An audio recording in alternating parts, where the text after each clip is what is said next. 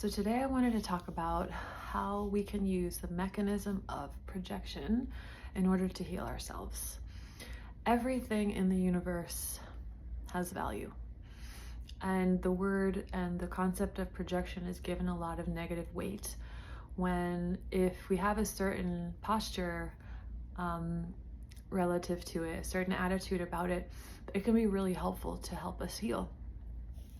So when a lot of people already are coming from a place of having a strong inner critic, that inner critic can shapeshift into the spiritual ego and start to berate you for having a judgment, or for not being empowered, or for not doing better, or being somewhere better than where you are, either emotionally, psychically, physically, whatever. So, projection, the male kind of projection would be a judgment, and the more female kind of projection would be to project intense emotional upset, right, onto a relationship, onto your body, onto the screen of your life, which the screen of your life includes your body, you. It's not just other people. The screen is everything in this physical reality. So how can we use projection to heal ourselves? So this can be done in reflection, right? If you sit down and you're a person who journals. I'm not a person who journals. Everything I've written in a journal, I have never read again. So I just stopped journaling because I let go of things quite quickly. And I tend to learn, the way that I learn is from experience, but I realize not everybody learns like me. So maybe doing this in reflection, having a writing practice would help. But I'm talking about in the moment, in the alive moment, right? In the moment of projection, whether I am projecting a judgment onto someone, or whether I'm projecting intense emotions, whether it's the feeling of rejection, the feeling of abandonment, and then that feeling is rising into my mind and telling a story. In that moment, right, to identify what is the part that is projecting onto the screen. So if it's the one, right, who feels rejected, love the one who's rejected. Love the one who feels rejected. Instead of trying to empower her, which, by the way, on a different day might be the correct medicine for that. I talk about both the male and female sides of healing because we need both. But as I'll reveal kind of throughout this conversation, they tend to flow into each other.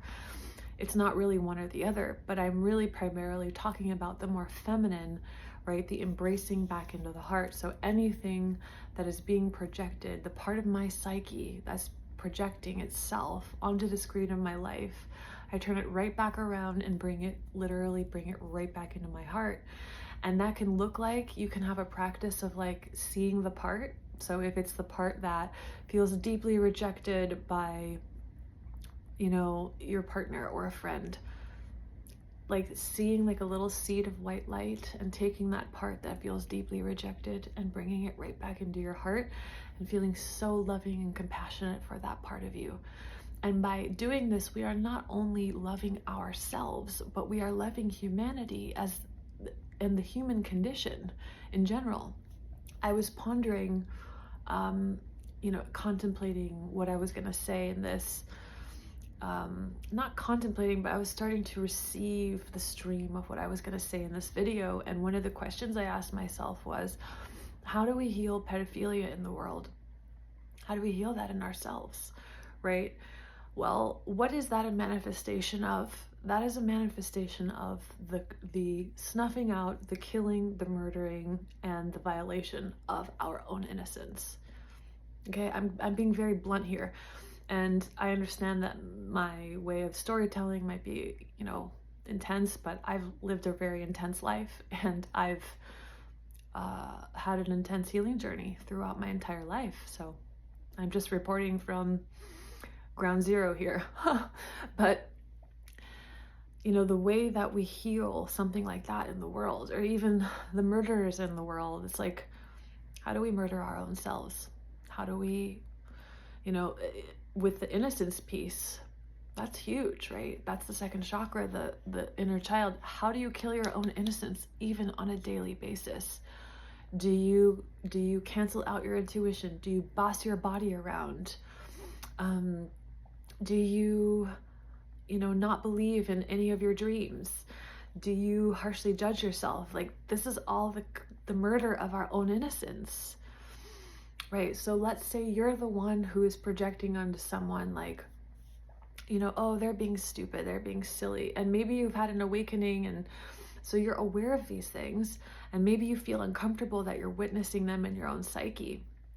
That maybe you have a harsh judgment about someone, or someone who's living their dreams, or someone who's playful, or someone who's demonstrating, right, that they're embodying their divine child, right? If we have a judgment about them, first of all, turn it right back around and love the one who's judging. Just love that part of you. This is part of the human condition, to hurt our own innocence. That's innocent, actually. And that's maybe a bold statement, but the only way out of intense cycles of guilt and shame is to have deep love for the unlovable, quote unquote, right? And when I say unlovable, I mean what the conditioned mind sees as unlovable. But everything that we see in the world is an outpicturing of what we do to ourselves. So in the moment of projection, right, if I'm projecting a judgment onto someone, the judgment can have so many flavors, right? Maybe I'm judging a person who has something that I actually would love to experience. And I am saying something petty about them. Okay, so turn it around and have love for the one that is projecting that judgment. Have love for the one that doesn't believe that he or she can create the life that she wants, right? The part of you that doesn't yet know that it's the creator, have deep love for them. Right? Maybe you're projecting an emotion of shame onto your body, right? Maybe you look in the mirror and you feel deeply ashamed of how you look, right? And this is a big one. This is another huge thing that I would love to help heal in the world, because the grip that it has, right? The tendency to berate our looks and our bodies. And look, I have no judgment of like what a person wants to do with their body, how they want to look. Like, I love feeling beautiful. I love, feeling feminine. I have insecurities about the way that I look, and I love and accept those parts of myself. I had cancer, and I had like many lymph nodes removed out of my neck. And, when I get really swollen and puffy, sometimes I don't feel attractive. And I'm like, okay, instead of feeling berating myself for not being more, in a feminine empowerment, I'm just like, I just deeply love and accept myself. That's just where I'm at with certain things, right? So this, this thing that has a big grip on society of like such deep shame about our humanity, our human bodies. Both men and women are in the grips of this. Like, how can we heal that in ourselves? Like, this is a big one. Because if you either have children, or you're just trying to heal your own inner child, or, you just, in contribution to our future generations, like, I always ask myself, what do I want to create in the world? What do I want to put out in the world? Do I want to put out the vibration of deep love and acceptance of my humanity, of my human body, of me specifically, and who I am in every way, from the subtle to the physical? Or do I want to continue to feed this beast of shame and imperfection? And so first, we love the one who's ashamed. We love the one who, feels inadequate, right? So if you're projecting inadequacy onto your own body, or even onto your life, right? Even if part of you believes like, I should be somewhere else, I should be doing better in life, blah, blah, blah, right? You're projecting that feeling of inadequacy or lack onto your life. So love the one that's inadequate, that feels inadequate, right? Just turning it right back in on yourself. Whatever concept or emotion, right, that you are projecting onto the screen, love the part of you that's projecting it. Love the part of you. Love that which is being projected.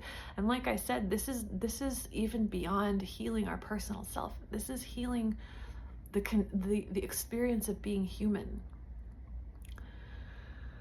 Because I do a lot of deep alchemical work with people, and I've seen so often that even people who have been doing shadow work for decades, they still are stuck in deep hatred and disgust of their humanity, of their emotions. And of course, we love the one that's stuck there. We love the one that's disgusted by shame and guilt. We love that one because there is no other way. We have to learn how to love the unlovable, right? What society tells us is unlovable, someone who has no control, right? A person that's labeled as an addict. We have to love the addict in ourselves, the parts of ourselves that feel completely out of control and resort to things that maybe aren't healthy sometimes. We have to love that one. We have to love it in ourselves first. And then we will see that reflection in the world. So if you have a judgment about someone, in an addictive pattern, like, oh my God, that's low vibe or blah, blah, blah. It's like, turn it right back around and love the part of you that's the addict. When we talk about, horrible atrocities in the world that are happening, whether it's with children, whether it's in politics, first of all, love the politician in you, love the prostitute in you. I guarantee you that every single one of us has sold our soul in one way or another, whether it's in a marriage, in a relationship, in a business deal. In some way, we've gone against ourselves, and that's okay. That's part of the human experience, but we love that one. And you know what? In the case of things that are happening in the world, sometimes it's not only an inner thing, sometimes we take a stand, right? Sometimes we speak out loud, sometimes we express, we get out of denial of these things. But also, and most primarily, is that if ever, in the moment that you are noticing something in the world that feels really, wrong to you, just turn it right back in and say, who's the politician in me? Who's the deceptive one in me? How can I love her more? Right? Because it's a call for love. And this is very, my life has been very tantric in the sense of I chose to live a life where I have gone to the depths. Had very high highs and many mystical experiences, and then it's followed by very extreme dives into the underworld of how am I deceptive? How am I manipulative? How do I try to control my reality by seduction? And there's a higher octave of seduction, which is the empowered, the use of beauty to create more beauty in the world, right? Being in our feminine energy to create more beauty in the world, that's beautiful. But I'm talking about the seduction of trying to be the puppeteer of your reality with your sexuality. That is not love. But I love the one inside of me who has done that before. I take responsibility for her and I love her because that's the human experience. And so in my life, it's like, for me, I realized that the only way to transcend something, and when I say transcend, I mean move forward, no longer be stuck in patterns that were particularly destructive to me, right? I had cancer in my life, and even after having cancer, I was in an eating disorder, which was very disturbing for me. I've experienced a lot of internal conflict in my life because I was born awake, in the sense of I was in touch with my heart and with awareness aware of itself. I was in touch with my soul.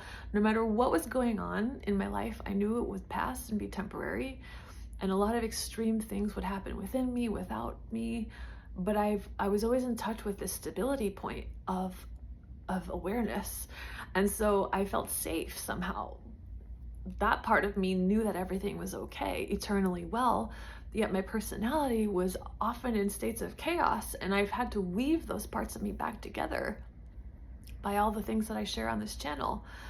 But having an eating disorder for so many years, right, and not being able to really truly leave it behind energetically. I could control the behavior, but that feeling, the feeling that drove it, of shame, a cycle of shame and complete intolerance of the shame, right? The only thing that truly brought me deep enough into myself to be able to leave it behind was to love the one that was ashamed. Love the one that couldn't figure it out. I had to tell myself, if I'm going to be like this for the rest of my life, like, I need to decide right now, do I deserve love or do I deserve to berate myself? I deserve love, and I'm going to figure out how to love myself. And what I came to is, in the moment of the projection, right? So I would project shame onto myself, right? If I engaged in that behavior of binging. So in the moment that I felt that shame, I just loved that shame. I loved the one who was ashamed. Now, sometimes in spirituality, there's different ways to heal. There's just completely dying to the experience of shame, being shame itself, right? Not splitting yourself from it. There's different ways on different days to handle the healing of the mind. But this is what is part of my toolbox of healing, is to say, okay, in the moment of projection, right? If I'm projecting a judgment onto someone else, if I'm projecting the feeling of rejection onto my partner, or the feeling of abandonment, I turn it right back in on myself and I say, oh, I deeply love the one that feels abandoned. I deeply love her. So that's the feminine way of healing. And I always say, we don't live in a patriarchy. We live in an unconscious society where if there's unconscious male energy in the fourth form of ruthlessness, there's unconscious ruthlessness and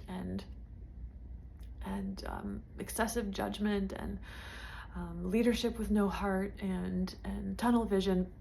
On the other side of the unconscious male is always the unconscious female, which is addiction, which is identification with sensation, right? The male unconsciousness is really identified with mind and moving forward no matter what, whereas unconscious feminine is more being stuck in sensation.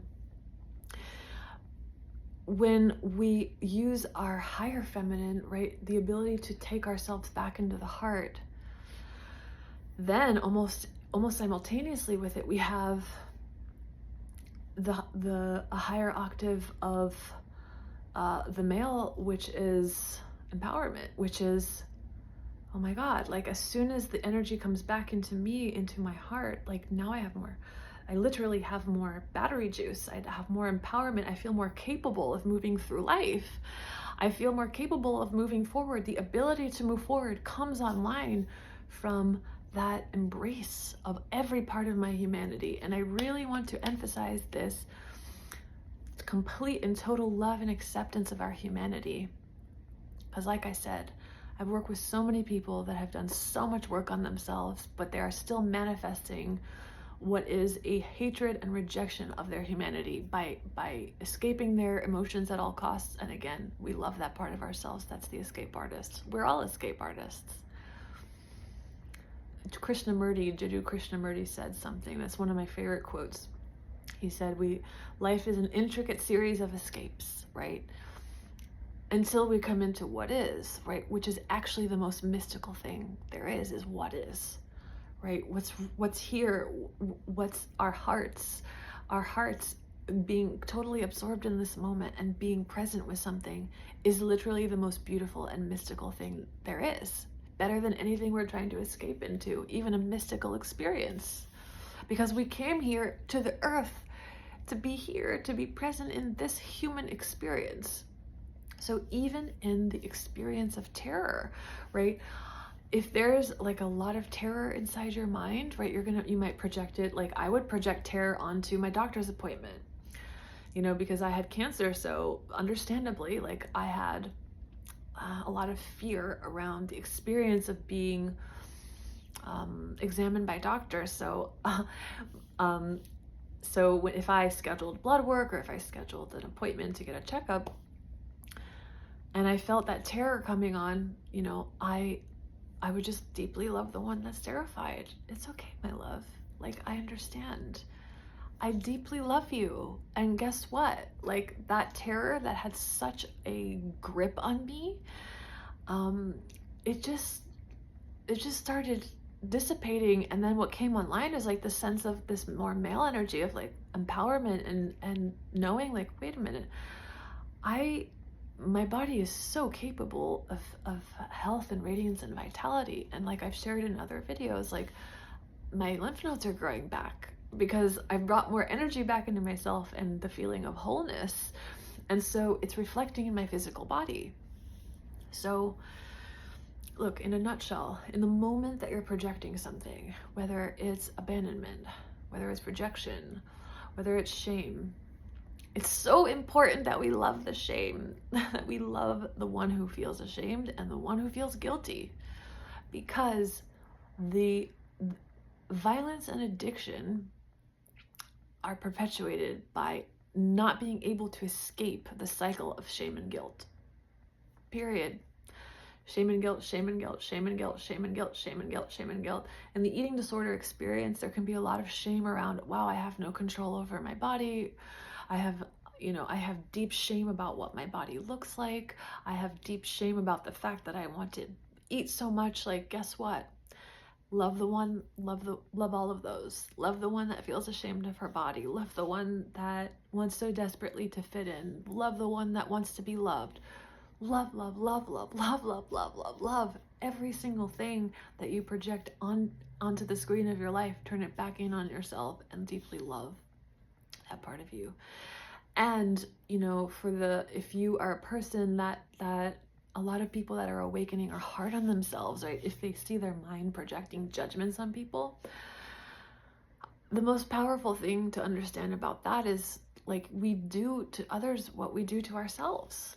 So if you're judging all day, like how are you judging yourself? It's a lot of times it's deeply connected to the rejection of our own humanity. That's really what it comes down to. The rejection of our emotions, right? So I was saying that it manifests, this hatred of our humanity, it manifests as it's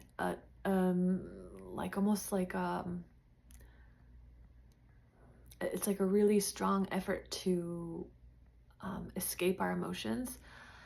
Stoicism, no, there's no way I'm going to be angry or feel rage. And this is a relic of religious conditioning. And this is one of the primary causes of violence in this world is repressed anger.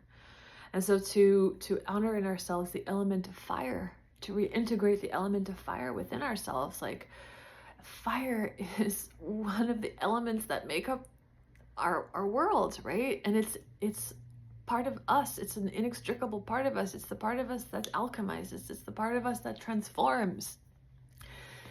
And sometimes if parts of your mind are in a repressed state, it's actually necessary to move through anger and sometimes even rage in order to be able to go beyond being chronically stuck in those emotions.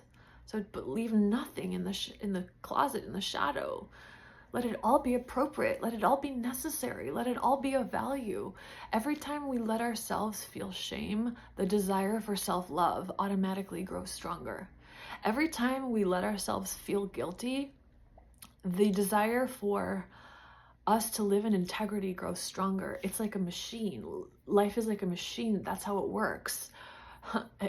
If we truly allow ourselves to receive the gift of an emotion, it will naturally evolve us into a higher state of energy. That's just the nature of life.